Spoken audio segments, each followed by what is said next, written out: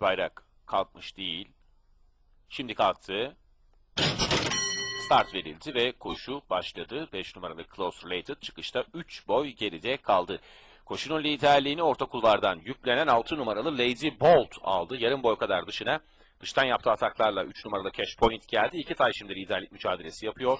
2 boy kadar geride üçüncülüğe iç kulvardan yaptığı ataklarla 4 numaralı Yüce Efe girme çabasında. Hemen dışında 7 numaralı Sarita var. 1,5 boy geride 1 numaralı Ludovico 5.